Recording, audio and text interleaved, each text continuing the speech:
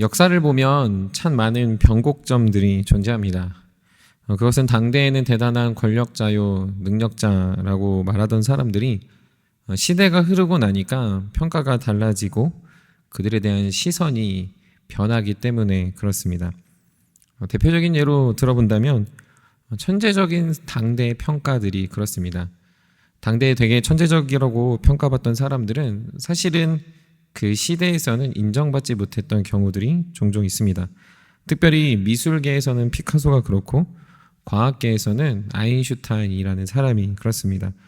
시대를 앞서간 천재들은 그 속에서 굉장히 홀대받고 오히려 기득권들에게 더욱더 어려움을 겪었음에도 불구하고 이내 시간이 지나 그들의 과업과 그들의 능력이 탁월했음을 그들은 경험하게 됩니다. 그리고 그들이 말했던 논리와 이론들이 이 다음 세대에 적용되는 것을 보게 됩니다.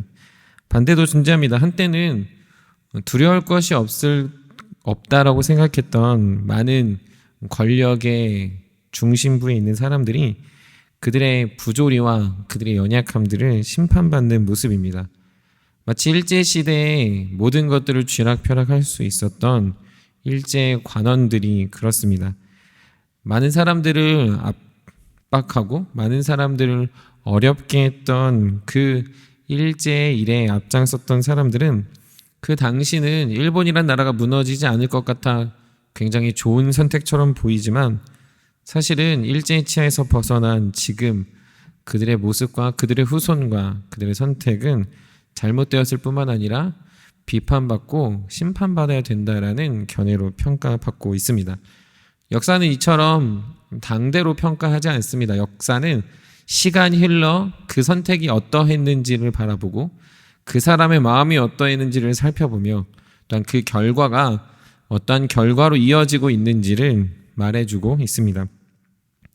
이로 보건대 인간의 역사, 우리의 삶은 순간의 평가보다 시간 속에서 평가를 받는다라고 이해할 수 있습니다. 순간은 좋은 평가를 받을 수 있지만 시간이 흘러 나쁜 평가를 받는다면 그것은 잘못된 선택입니다. 반대로 순간은 어렵고 순간은 고통이 따른다 하더라도 그것이 결국에는 선하고 아름답고 바른 것이라면 그것은 고민하지 말고 선택해야 되는 지혜로운 모습임을 역사가 알려준다라는 것이죠. 뿐만 아니라 우리 개개인도 그렇기 때문에 우리 개개인의 삶의 선택이 나 하나쯤이야 내가 이렇게 산다고 이것이 뭔가 좋아지는가라고 생각한다면 그건 큰 오산입니다. 왜 그렇습니까? 우리 같이 이렇게 생각하는 작은 불법, 작은 나태함들이 모여서 그것이 불신이 되고 불신이 죄악이 되고 죄악이 사회 문화가 되기 때문에 그렇습니다. 더욱이 신자로 살아가는 우리 스스로의 선택도 그렇습니다. 오늘 그냥 단순히 평안한 그냥 죄악을 선택하는 것이 우리에게 굉장히 익숙하고 그것이 되게 좋아 보입니다. 여러분들 순간의 죄가 얼마나 달콤합니까? 만약에 죄가 달콤하지 않고 굉장히 쓰디 쓰고 혹은 아프디 아프다면 우리가 죄를 짓겠습니까? 죄를 지을 때마다 몸에 상처가 하나씩 난다거나 죄를 지을 때마다 크게 곤장 열대를 맞는다면 우리는 아무도 죄를 지으려고 하지 않을 겁니다. 그러나 우리는 본성적으로 악을 사랑할 뿐더러 그 악한 것을 선택하는 것을 좋아하고 그것에 대한 쾌감과 만족들이 우리 안에 있기 때문에 우리는 앞날을 바라보며 혹은 이것이 선한 것인지를 생각하지 아니하며 우리는 계속해서 나의 순간, 나의 지금에 족한 것을 그냥 선택할 때가 있습니다. 잠언은 이런 사람들을 단언하고 이야기하는데 그런 사람들을 미련한 사람이라고 이야기합니다. 성경은 이런 미련한 자를 이야기하지만 사실 이 미련한 자들이 살아가던 당대는 어땠을까요? 그들은 분명 좋은 평가를 받았을 겁니다. 아니요, 그들은 분명 만족함을 누리며 살았을 겁니다. 조금 더 이야기하면 그들은 아마도 굉장히 지혜롭다고 스스로를 높이는 사람들이었을 겁니다. 오늘 본문 18절, 19절을 읽어보면 훈계를 저버리는 자에게는 궁핍과 수욕이 이르거니와 경계를 받는 자는 존영을 받느니라. 소원을 성취하면 마음에 달아도 미련한 자는 악에서 떠나기를 싫어하느니라. 전부 다 무엇을 이야기하고 있습니까?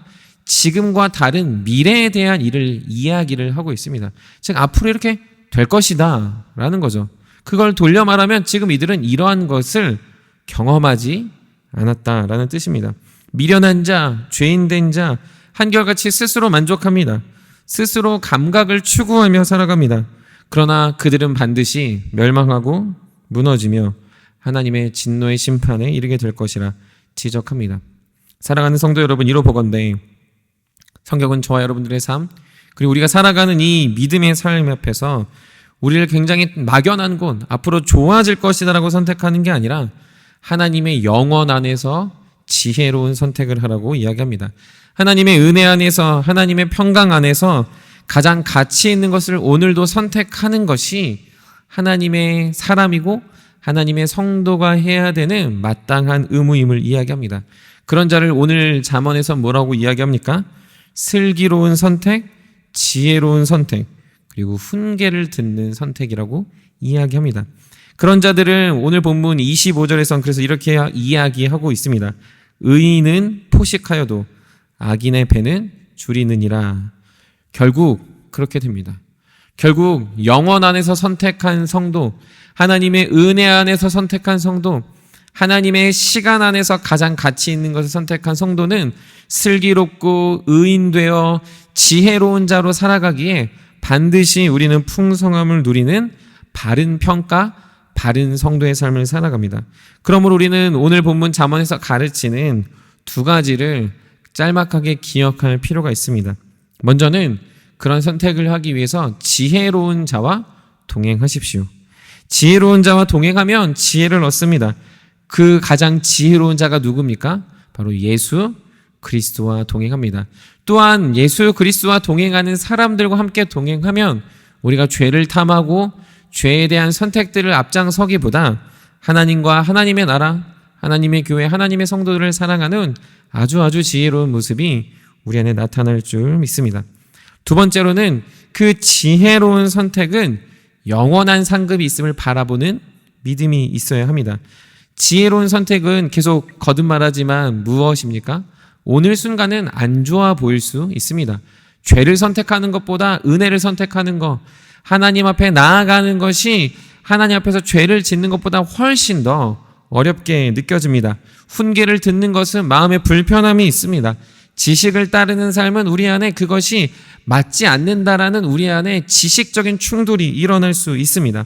그것이 녹록하지 않다라는 거죠. 그러나 그 삶은 반드시 영광과 풍성함이 존재합니다. 그러므로 오늘도 지혜로운 선택을 하십시오.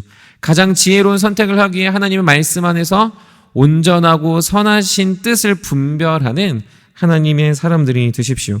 그렇게 살아날 때 여러분들의 오늘의 선택은 비록 고단하고 비록 어려울 수 있지만 하나님의 뜻 안에서 가장 의로운 열매를 맺는 성도님들이 될 줄 믿습니다. 말씀을 마무리합니다. 사자성어에 보면 사필귀정이라는 말이 있습니다. 일은 반드시 바른 것으로 돌아간다라는 우리가 너무나도 잘 아는 사자성어입니다.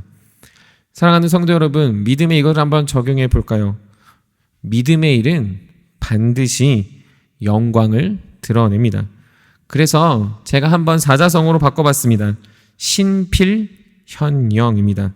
믿음의 일은 반드시 하나님의 영광을 나타냅니다. 우리가 오늘 선택하는 믿음의 일은 슬기롭고 지혜로우며 하나님의 가치 있는 것이기 때문에 여러분들과 저의 삶은 하나님 앞에서 영광을 드러내며 풍성하게 배부른 주님의 자녀들이 될 줄 믿습니다.